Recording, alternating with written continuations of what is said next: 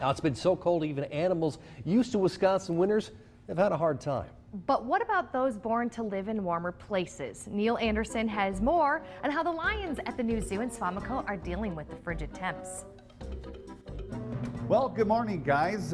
We're here with the lions, and of course it's been kind of a cold winter, and we've been through a cold stretch, and the lions right now are just finishing up breakfast. We usually do the breakfast here early in the morning, so we kind of get them going, and then they'll have an opportunity to go outside today. But you know, earlier in the week when we had those freezing temperatures, we had to keep them inside.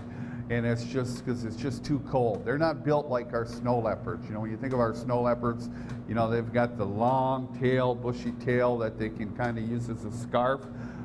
And also they've got fur, you know, on the bottoms of their feet. These guys don't. But here's the interesting thing too, is you're looking at our male here. This is Shambe. Take a look at the size of his mane.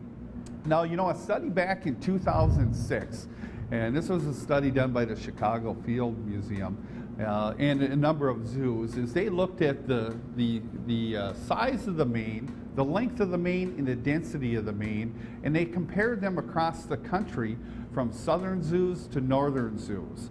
And what they did find out that is in northern zoos, the mane is probably about almost twice as large. So really, when you look at it, you know, half of the length of that mane and the size of that mane, the density of the mane, has to do with being in a northern zoo.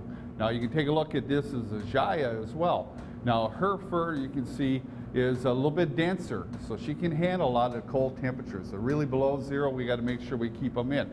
But this is an interesting thing because, you know, this goes back to when you think about, you know, and scientists had at one time looked at, you know, lions that were back in the Ice Age, back in Europe, and they didn't have manes. And what they ended up doing at that particular time is they were classifying these, and they classified them as different from lions, you know, not like our lions, a different species.